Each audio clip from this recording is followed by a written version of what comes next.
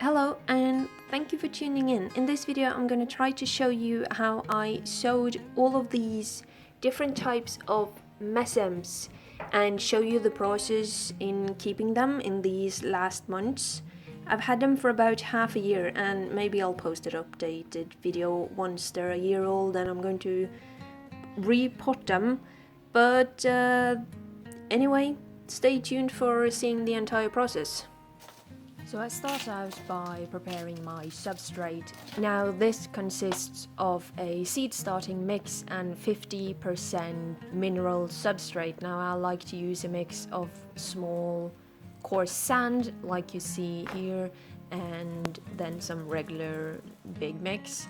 And then I will spray down the pots with water. I'll add some coarse sand on top. This is so that the seeds will fall in between the cracks and then it will help them stay more consistently moist. Then I mark up all of the pots. This should have been done beforehand. And I start preparing the seeds. I like to just sprinkle them on. Some like to use a toothpick to do this. These are the Cheiridopsis. Most Mesembs seeds look more or less similar. They're like grains of sand or dust almost. And then you have some of the bigger seeds for plants like a puberulus. They tend to be much bigger. Once the seeds are sprinkled on, I spray them down with water again. This will help them sink into the substrate, and I might also sprinkle on some sand on top just to cover them lightly. And once all the pans are finished, I put a dome over them or a lid and let them stay like that until most of them are germinated. When they're inside, they need to be ventilated quite often, so maybe take the lid off once a day at least. And even still, you should probably have a fan on them just to keep the air circulation, or else they're going to mold.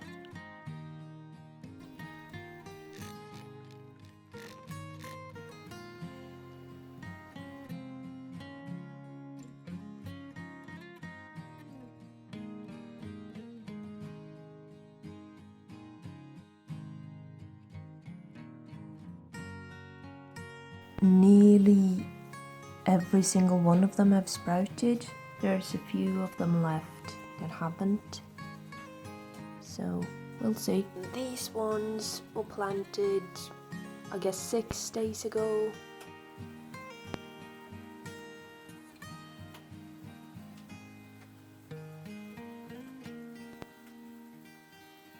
And almost everyone has sprouted here as well. Second week, I think. Here we have the pachyphyllus. I managed to behead some of them, so we'll see in the next shot if some of them are still alive. Here we have the Lithops. This one looks okay, but this one is stretching quite a bit, so I put the grow light right over it. It won't stand like that for long. This is the Dinteranthus. It's not how you pronounce it. Moving on, all of these look stretched, but otherwise fine.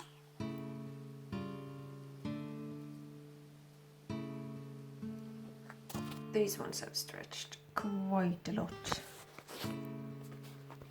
Dracophilus, that's the ones.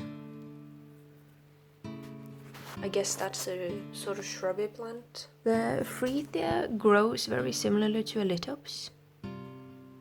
Not the best germination in that one. Third week update.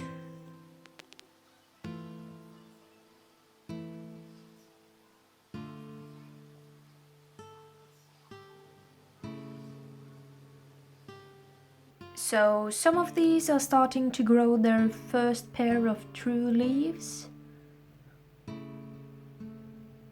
which is exciting. So something interesting that you can see with these Lithops is that this species has started to sun stress, which means that it's clearly happy with the light I'm giving them, while this species over here, the Optica rubra, is stretching it is not happy at all with the amount of light, so that's interesting. I would think that most of my plants would prefer higher light than what I'm giving them, but apparently some of them aren't that picky. I've also started to spray with some dinozyme to help with the algae growth.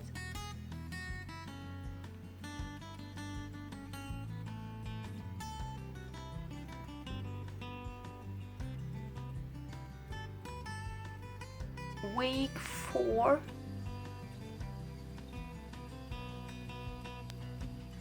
Stomatium is coming along. This is the baby toes, I think. This one's germinated. These ones are getting sun stressed, which is amazing. They are apparently getting enough light. This is the Dinteranthus, and it's a lot of fun seeing how it grows because it's turning blue. That's really fun. The not yet red Lithops. These lit up, they're getting very sun stressed. Pleipospillos, no, Pleiospillas, they're splitting. Here we have the Cheiridopsis. This one haven't germinated at all. As you can see, the leaves are turning yellow. That's because they've been overwatered. I filled the tray with water and forgot about it, and it's been sitting in water for, I guess, 2 days too much, and this is the result. Luckily, it doesn't look like the plant itself has taken damage, but the seedling leaves are dying off. This is the stomatium. This one is starting to split. This is the gibium. And it is just the most adorable thing ever. It's sad that not that many seeds germinated.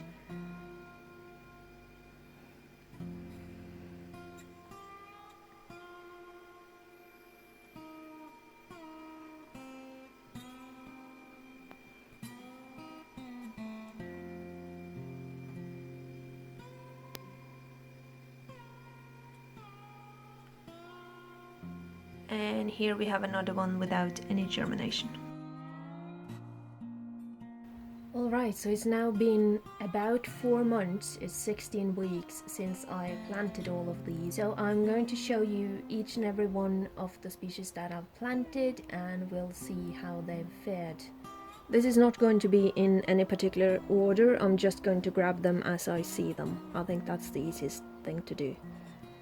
This is the Stomatium masculinum. This one had a decent growth. Most of the seeds seem to have sprung up.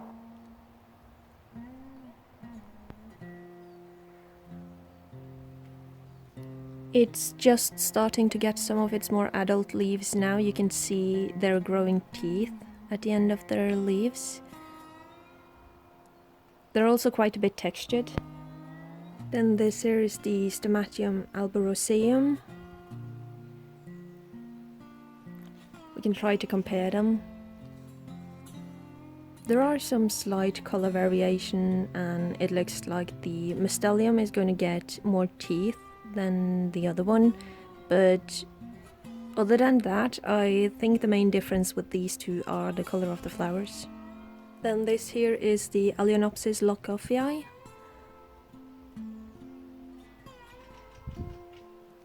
As you can see, I didn't manage to get everyone to germinate, or they died off fairly early on, but I still managed to get a few decent plants out of this. These are the Pleiospillos bolusi. I'm not pronouncing that right. These ones are very easy to grow. That's all I can say about them, but they do want a lot of light, at least until they manage to establish their maybe third pair of leaves, which they are on right now. Interesting to note is that not all of the leaves were able to open up properly, but with the proper care they seem to have managed. And they are a bit sunburnt because I have them outside. These are the Pleiospilus Nellii rubra. And these aren't supposed to grow as big as the Bijlia, so these are almost fully grown at this point, and they look very pretty.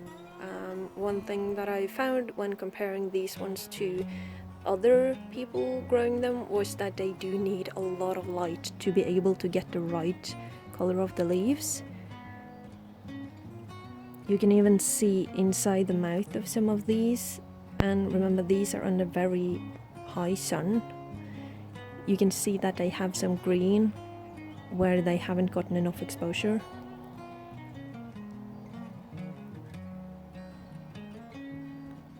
And these are the Agyroderma fissum. They are very meaty and nice looking plants. I really like them. I didn't have the best germination on these ones either, but I do generally think they are an easy plant to grow.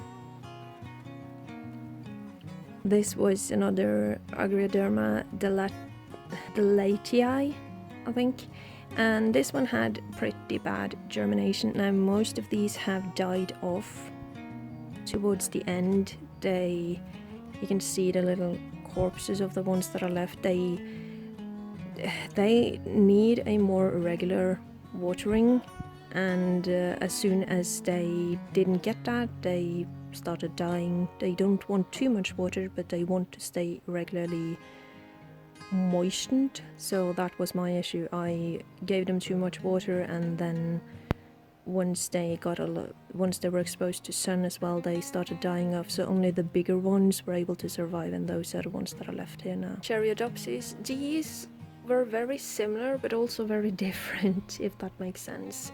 These are the carinata, and as you can see, not the best germination with these ones, but the ones that have come up this far look very good. Can compare them to this one. This is the pillansii. A lot better germination, but they don't grow as big as the other one does. This is the Cheiridopsis acuminata, and this one's quite big. This is the one that grows very long fingers. It also likes a lot of water. And as you can see, they've stretched a good bit, so I've filled it up with a bit more soil every now and then, just so that the plants won't lay too much.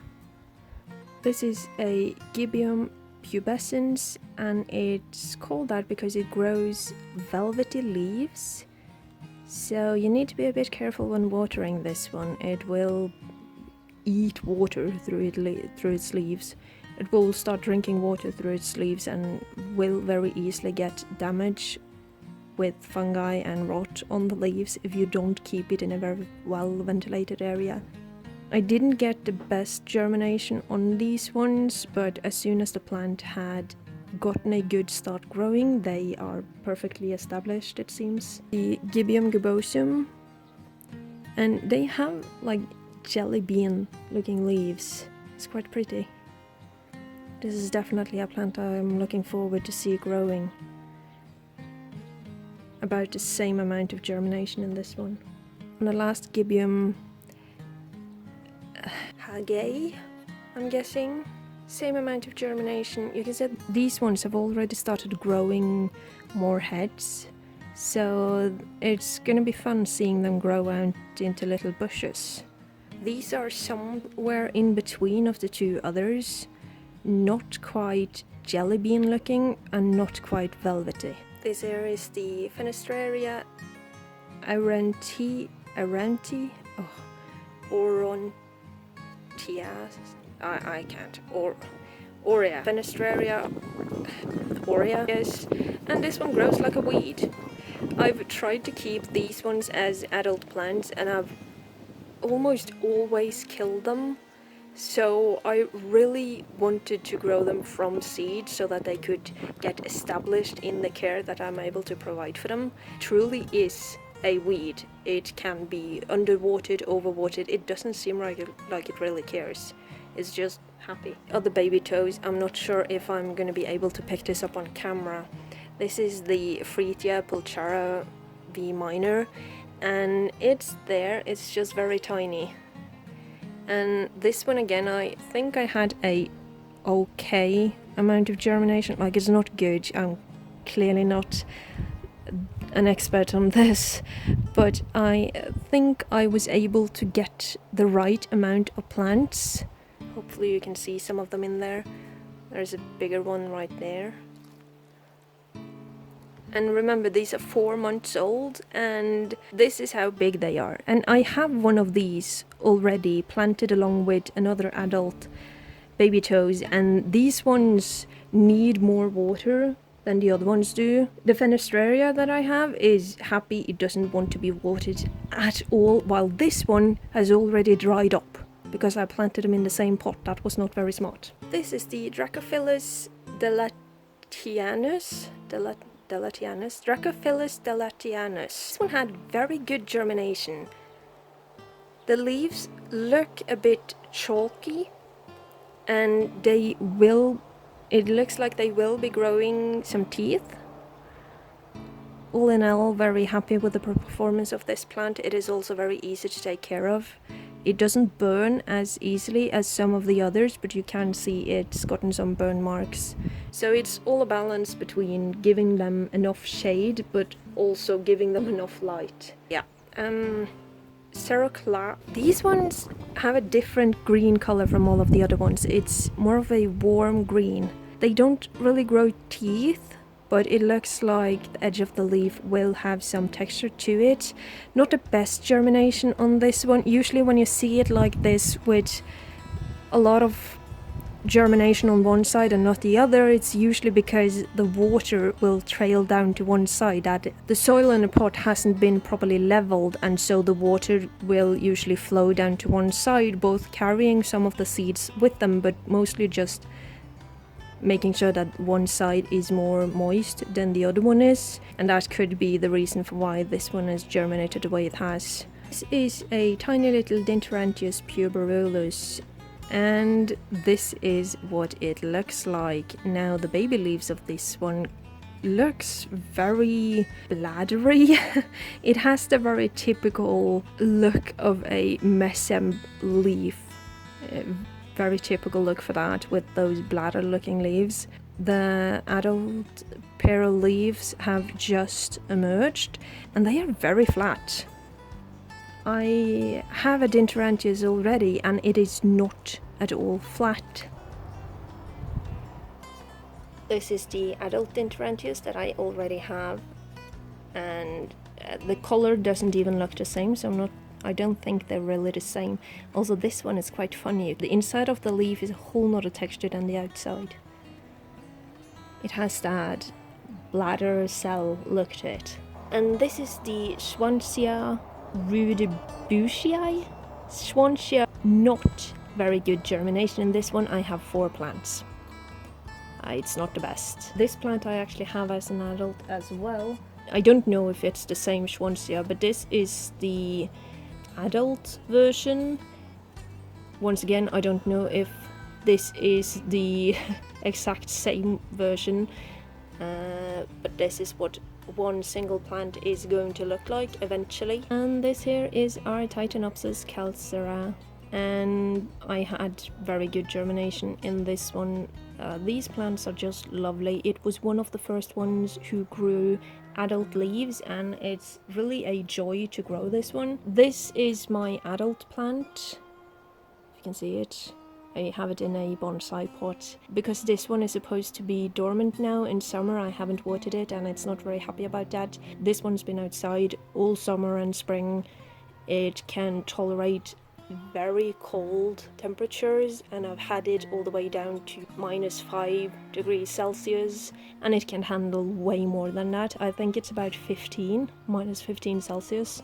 So when I have this many of it, I would like to experiment this winter and try to keep some of them outside just to see, first of all to see whether it can handle it or not, but I also want to see what color it can get. This is the Mellifera croquea.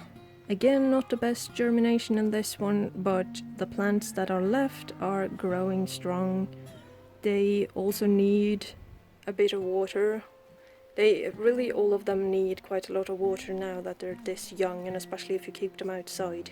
So typically what I do, I have them in a tray and then I will move them out into the rain whenever it does rain here, and then I'll wait for them to dry up completely until I water them again. This is the Cephalophyllum corniculatum.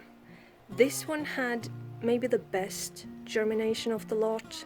It was also a very fast growing plant. As soon as it reached maybe the second leaf stage, it started slowing down a bit more, but this is going to be a very fun and bushy plant. It's also very easy to take care of. It doesn't mind being a bit neglected. And this is the Cephalophyllum procumbens. What have I written? Procumbens? This one had a bit worse of a germination. Like they are very similar. Obviously the procumbens have thicker leaves and a bit flatter leaves than the other one does. They also seem to have a slightly bit of a color difference.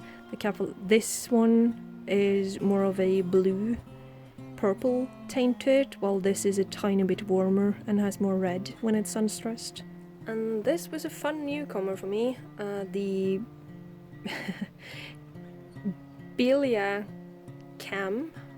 I don't need more than a single plant in my collection, so I will probably trade or sell the ones that I have left over next year. And this here is the Faucaria crodockensis. This is your regular tiger jaws. This one had an amazing germination rate. It's just a really good plant, and it does not bother about being neglected, and they all grow very differently, so it's fun to have more than one. This one has started growing multiple heads already. There's probably more of them in there that have double heads. This is the one that got triangular leaves, and it's kept that shape.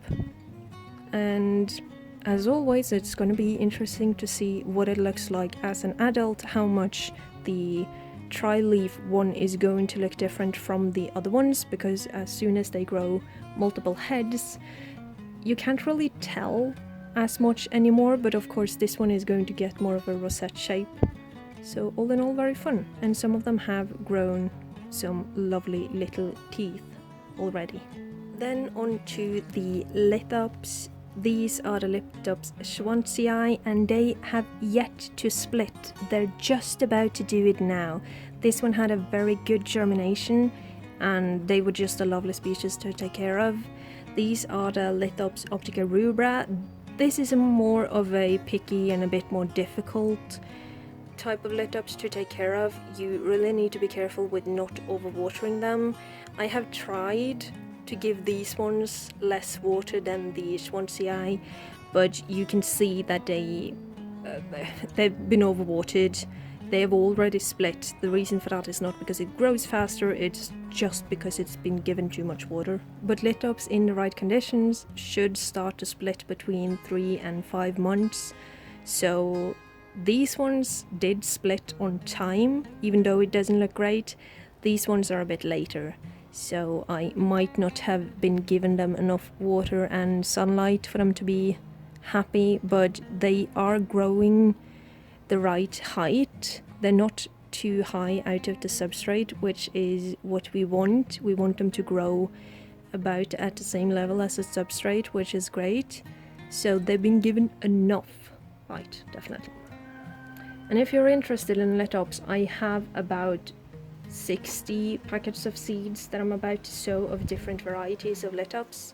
So let me know if you're interested in me posting some updated videos on that, or if it's only really necessary to have one big video at the end when you have seen them split. And then it's on to the ones that never germinated at all. We have one Cheiridopsis, the schleckteri,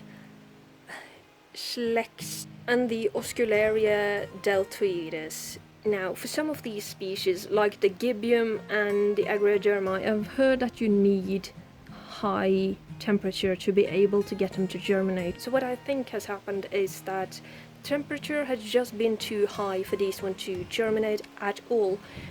These have stayed consistently moist since I planted them.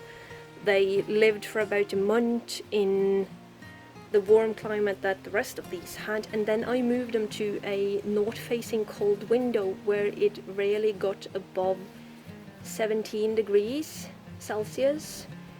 Nothing happened, so after a month of that I moved them into a south-facing window where it gets very warm, just to try and see if they needed higher temperature, and no, they haven't germinated yet. And even though it sometimes helps to move them into the right temperature to make them germinate, you do also need to make sure that they do never ever dry up in this phase, because if the seeds dry up, then you're done. Then you're not going to get them to germinate. If you've wetted them and then they dry, that's it, they're done. So I think it's more likely that that is what has happened. I've let the plants dry out too much, and then whatever I do is just not going to make them germinate, like whatever. That's too bad, but 2 out of all of these, that's not terrible either. Alright, so finally it's done. It's now been 7 months, and this is going to be the last update on these ones. All of them have split and showing their through leaves. So it's time to go through them and see how they did. This is the Maliflora Crocea, and it did really well. This is a plant that likes a bit of water, so as you can see, not everyone has survived. This is actually, I think, 3 plants. It's 4, but it looks really nice. When it's about a year, same as all of the other ones, I am going to transplant them into individual pots. Another long boy, this is the Cephalophyllum procumbens. Same thing again, I didn't get that many to germinate. There's still more in here. You can see a tiny one in the back there as well. It does like a bit of water, and it definitely wants a lot of sun. This one stretched a lot in the beginning. It turned completely pink when I put it out into the midday sun, which was very pretty, but now I've moved it and autumn is coming, so it's back to its normal green again. And this is the Cephalophyllum corniculatum. This one had really good germination. Same as the other ones, it does like a bit of water, and it wants a lot of sun in the beginning so it doesn't stretch like this. But once it's a year old, I can transplant them, and yeah, it's just a very fun plant, and I can't wait for it to get really big and bushy and start to just fall over the pot. I think this one is also going to have some pretty flowers. Then we can start on the Cheiridopsis. This is the acuminata. I will say decent germination. It didn't get enough sunlight in the beginning, same as the rest of them, but it does seem very happy now. It also wants a bit more water than what I expected. In general, all of these wanted more water than what I was giving them. I'm an underwaterer, so that's where the problem was. Cheiridopsis pillansii, I'd say decent. It's a more low and slow growing variety, but it looks very nice, and it also gets this nice sun-stressed color. Cheiridopsis carinata, not that different from the previous ones, but maybe a little bit taller, and it doesn't get sun-stressed, at least not as much. Cheiridopsis robusta, worse germination. This one is a bit paler in color, and it also sun-stresses. But I think it's really pretty though. You can see like all of the little spots on the leaves. It's a pretty plant. We have the Bijlia cana. This one has a very tasty color. I'd say decent germination, not good, but decent. It also looks very smooth. It looks more like a Schwanzia, really. It's like a Schwanzia with rounder leaves. And this is the Schwanzia, I can't even read that, no.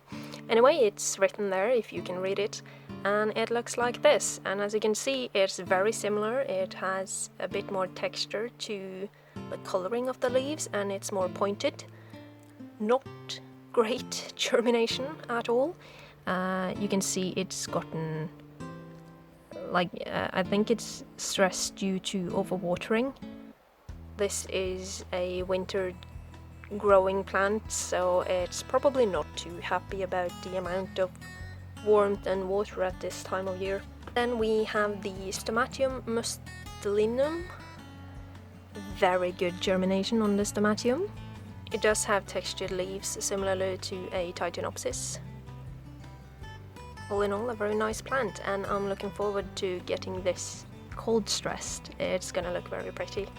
Stomatium albiroseum.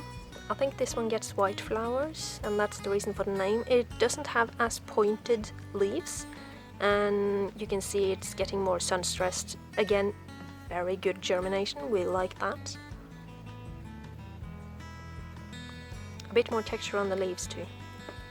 Then this is the Alionopsis luckoffi. Decent germination. It looks very much like the Stomatium again. They're all very closely related, I think. It does. It's kind of reminiscent of a dandelion leaf from above. Agyroderma delaetii. Not good germination. The plant itself looks nice. It's a pale green color. It doesn't like too much sun, as you can see, since it's already trying to bury itself in the sand. And yeah, it's gotten a bit sunburned. And I think this one's actually been pecked on by an insect or something, so they probably taste good. The Agyroderma fissum. It looks more like, maybe more like the Bijlia, or one of the longer chalk looking plants. It's very smooth and has more of a chalky texture to the leaves. It's also gotten a bit sun stressed. I think they can feel the change in temperature now that it's getting colder at night. Dinteranthus puberulus. These grow really weirdly. So this one I'd say somewhat decent germination. They are completely flat.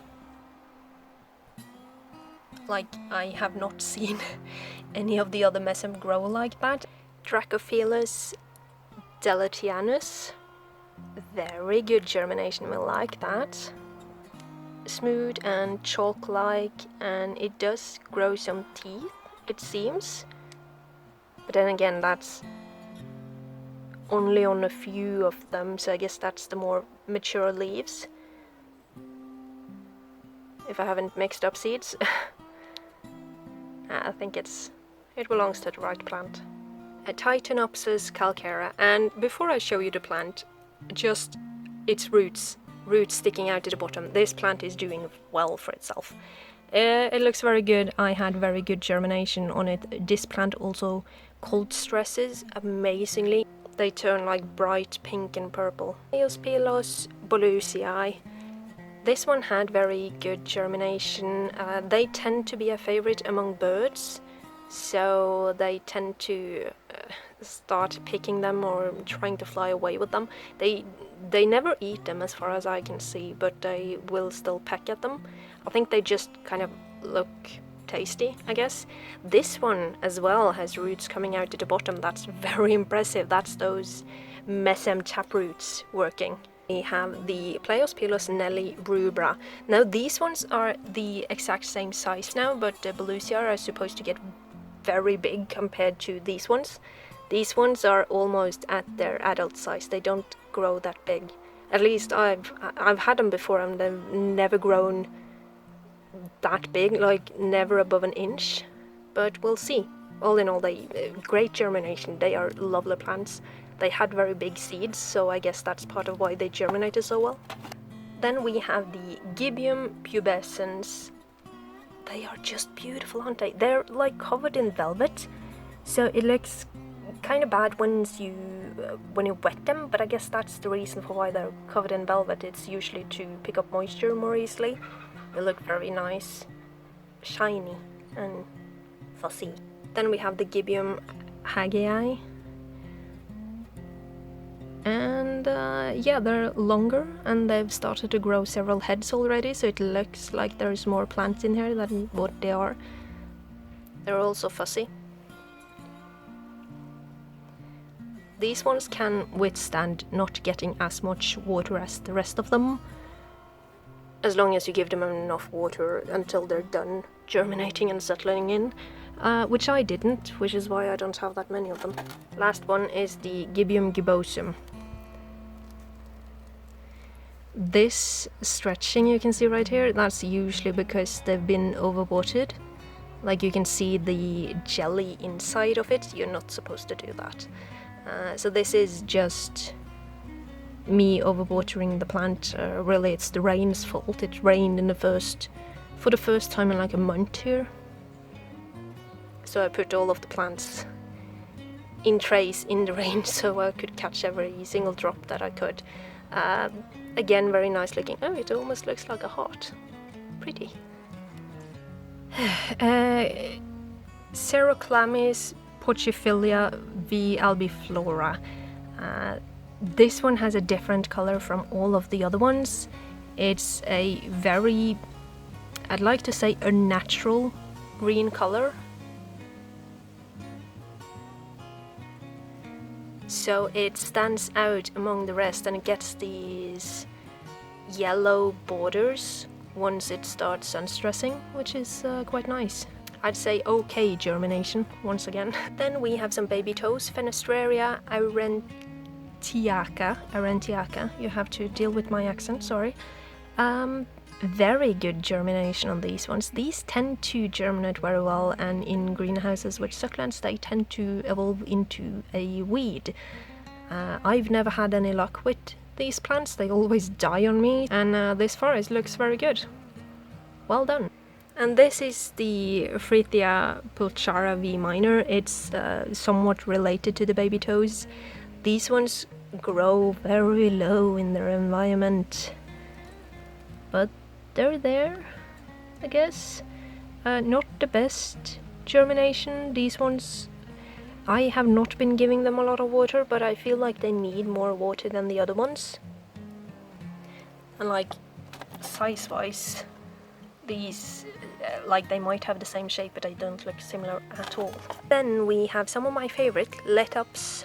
This is the Aizoaceae, and it has finely split, so you can see what they actually look like.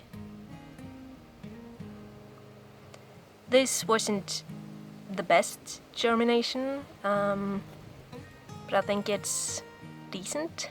Lithops usually have very irregular germination. You will have a lot of seeds germinate after a couple of days, and then the last of the seeds will germinate a month later, and I usually never get the month later seeds. I'm not good enough at keeping the medium moist that entire time. And these are the Lithops optica CV rubra. These are plants that don't really want too much water. You can see there's a bird that's been pecking on it, or maybe it's actually overwatering. I think I had more of these and that some have died off. The ones that are left look somewhat okay. I've been trying not to water them too much, because if I do, they kind of just explode. I think I had good germination on these, but I've kind of killed them off. But I'm happy with what's left. Hopefully, same as with the Frithia, I can sort of just train them into the watering needs that I give them, and hopefully they'll survive. Right, it's a new location, but this is the Faucaria crodockensis.